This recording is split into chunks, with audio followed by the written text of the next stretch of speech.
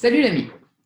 En fait, je voulais faire un petit mea culpa, mais je voudrais aussi que ça serve à des personnes qui soit rencontrent les personnes que je vais citer, soit tout simplement le sont. Alors, qu'est-ce que c'est?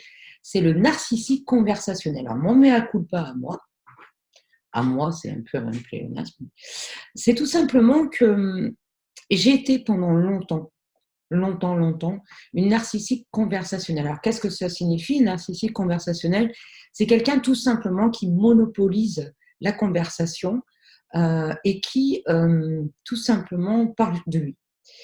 Et on pourrait presque, et souvent on va dire c'est un égocentrique, c'est un égoïste, mais c'est différent de ça. Un égocentrique, en fait, il va parler de lui, mais croire vraiment à ce qu'il dit et être super, presque vaniteux en fin de compte. Et un égoïste, ben, il pense qu'à lui, en fait, tout simplement. Et c'est vraiment tout autre chose. Par contre, un narcissique conversationnel, qu'est-ce que c'est? Ben, c'est quelqu'un, comme je l'ai dit, qui prend la parole de façon monopolisante. Il monopolise l'attention, et je l'ai fait pendant des années. Mais ça veut dire quoi?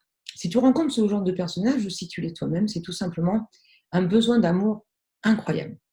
C'est-à-dire que les personnes qui sont comme ça, qui vont monopoliser l'attention, c'est tout simplement un grand cri d'amour, ça veut dire aimez-moi. Et à partir du moment où tu n'as pas pris conscience de cette problématique que tu as, eh bien, tu vas continuer comme ça. Alors, la problématique, bien des gens te l'ont dit, c'est-à-dire te dire oh, tu parles trop, oh là là, qu'est-ce que tu as parlé, ah, ceci, j'ai jamais rencontré quelqu'un qui parlait autant, enfin, ce genre de choses. Mais ça va te braquer, ce genre de choses, parce que tu vas dire ouais, mais oh, ça m'énerve, on me dit toujours la même chose. Ça va te braquer et du coup, tu ne vas pas avancer.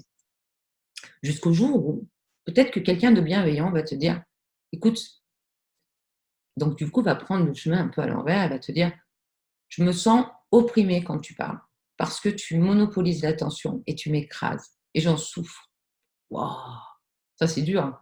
Ça c'est dur parce que tu comprends en fait que là tu fais du mal aux autres. C'est-à-dire que, enfin si tu es du coup pas égoïste, tu comprends que le fait de monopoliser l'attention écrase les autres. Tu le comprends là, tu le comprends et leur fait du mal quelque part. Et du coup, tu vas essayer de te poser des questions et de savoir comment tu peux modifier ça. Tu ne veux pas faire du mal, en fait. Tu veux pas faire du mal. Tu n'es justement pas un égocentrique et tu n'es justement pas un narcissique vraiment au sens littéral du terme. Donc, tu vas essayer de comprendre.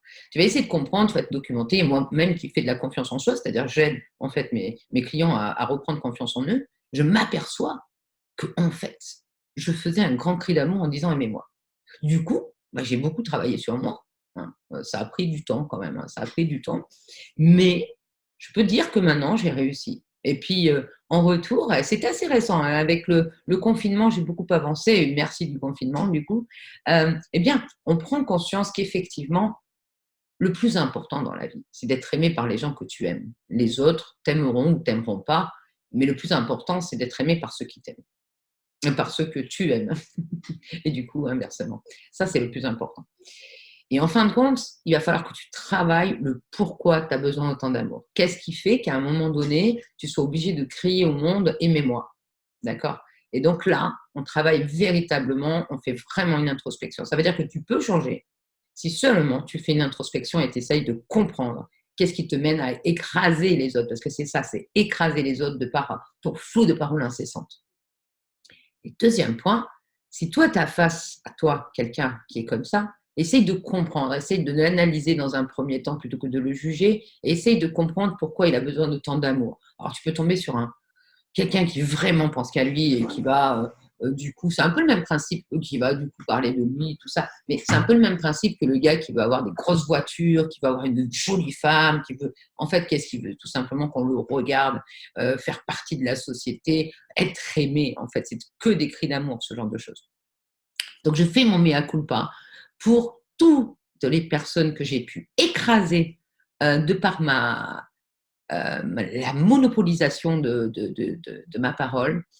Depuis que j'ai compris enfin ça, mes relations avec les autres, même si elles ont été plutôt un peu lointaines physiquement, puisque nous étions en période de confinement, mais j'ai toujours mes voisins avec qui je parle, et pour une fois, c'est eux qui parlent. Euh, Ma moitié m'a dit que j'avais énormément progressé, que c'était incroyable le changement. Et du coup, quand tu comprends pourquoi tu es comme ça, on va pouvoir avancer. Tu vas vraiment pouvoir avancer. Donc, admets-le, tu es un narcissique conversationnel, ou si tu vis avec une personne comme ça, essaye de comprendre, essaye de lui en parler. Rappelle-toi que le tu tue. C'est-à-dire que tout simplement, si tu lui dis tu parles trop, tu es ceci, tu es cela, la personne va se braquer parce qu'elle prend ça comme une atteinte à sa personne. En revanche, si tu passes dans ce qui s'appelle la communication non violente, tout simplement, si tu lui dis, eh bien écoute, lorsque tu monopolises l'attention comme ceci, eh bien j'ai très mal. Ça me fait souffrir parce que tu m'écrases et je n'ai pas ma place. Je me sens un peu parle de toi en fait. Voilà, tout simplement. Je te souhaite une bonne journée et pardonne-moi. Au revoir l'ami.